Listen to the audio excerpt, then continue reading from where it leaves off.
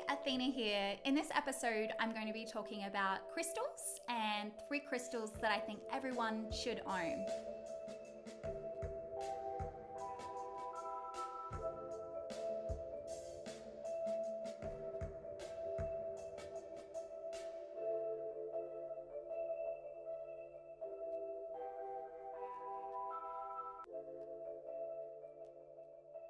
Crystals invoke a psychological benefit through the power of the mind.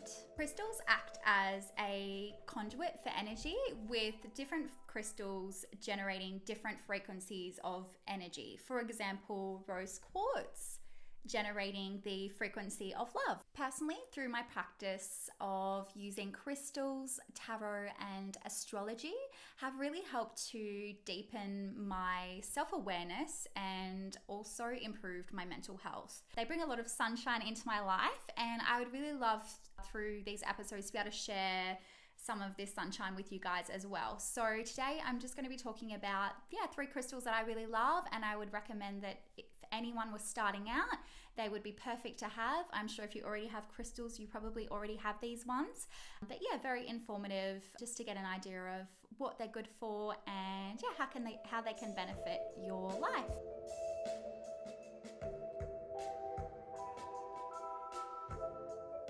So the first crystal I want to talk about is clear quartz. It is an energy and intention amplifier, and it also amplifies the energy of other crystals that it comes into contact with. This would be my number one recommendation, especially for anyone starting out, because it doesn't cost a lot to buy a chunk of clear quartz, and it can be used in place of any crystal as well. So whatever your personal intention is, whether it's through meditation or through your ritual, it amplifies that energy. So it's a really good first crystal to start out with, especially if you might be able to afford to buy lots of different crystals. It can be used in place of any crystal.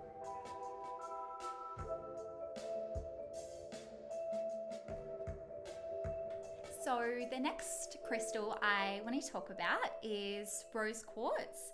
So this is actually my favorite crystal and the favorite crystal that I own. It has a really beautiful energy. So rose quartz generates the frequency of love.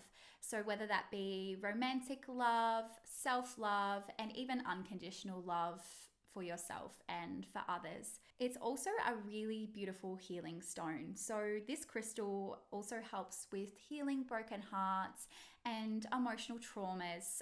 It's a really lovely crystal to meditate with, and it is a regular in all my meditations. So rose quartz is a great crystal to start out with.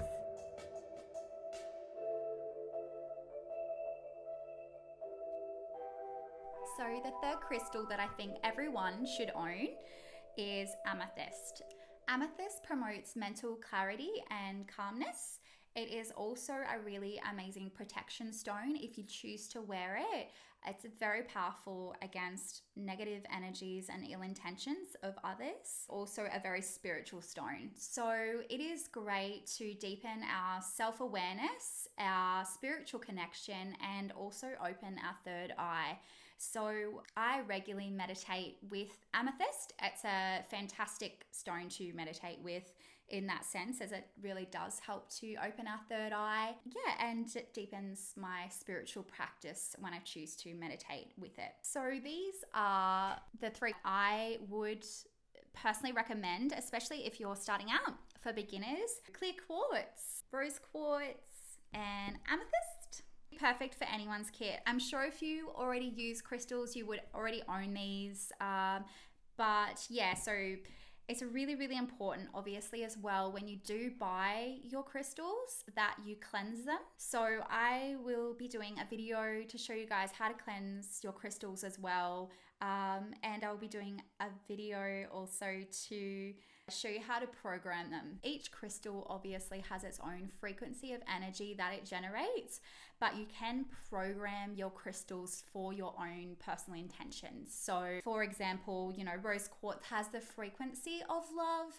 You can actually program that crystal for your own personal intentions in regards to that frequency of love. So for you, it might be, I want this crystal to help me deepen my self-love and appreciation for who I am and to give myself more confidence.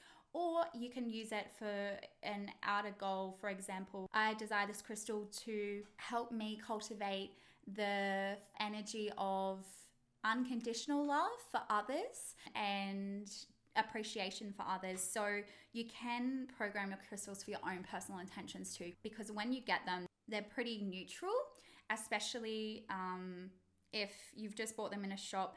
They've had everyone else touching them. Everyone else's energies are all over them. They've also just been sitting in a shop, on a shelf, haven't been charged. So it's really great when you buy your crystals to bring them home. And the first thing I do is cleanse my crystals. Usually use sage, as it is great for all crystals, because some crystals can be cleansed in, say, spring water or in the dirt, but different crystals have different properties. Some will chemically react with different substances such as water or salt. So it's really important to be aware of the properties before you choose to cleanse it. So I would recommend sage smoke. Really great all-round way to cleanse all of your crystals. It won't affect the properties of them. And then once they're cleansed, it's really important to charge them, because they've probably been sitting on a shelf for a while. The energy would be quite dull. They probably won't be very energized. So it's really important to charge them, which you can do under the full moon. So I usually put mine in a little organza bag, hang them on your clothesline, or put them in a safe spot in the moonlight for the night and charge your crystals. So I make a note in my organizer to put my crystals out each full moon, and then I actually cleanse my crystals every new moon. So it's a really good reminder to do that regularly. Even yourself using your crystals, it will be important to regularly cleanse them. Quartz and rose quartz and things like that, you won't have to cleanse too much, but if you're using strong protection stones such as black obsidian, they will need to be cleansed very regularly because they store a lot of negative energy. They're very strong protection stones. So onyx, black obsidian, things like that will need to be cleansed a lot more. But so very important to cleanse and also charge your crystals regularly and to take care of them. Crystals have an energy, and I would think of my crystals much like my plants. Crystals are organic and they do grow in the earth, so you would look after them and make sure you're not too rough with them and taking care of your crystals so that they can benefit your spiritual practice. Thank you for watching this episode. It's been really great to talk about crystals. In my upcoming episodes, I will film how to cleanse your crystals, and I will also do a video showing you how to charge and program your crystals. So I will be filming those videos for you guys to show you, if you're unsure, how to cleanse, charge and program your crystals. Thank you for watching this episode, guys. This is Athena, and I will see you witches in the next episode.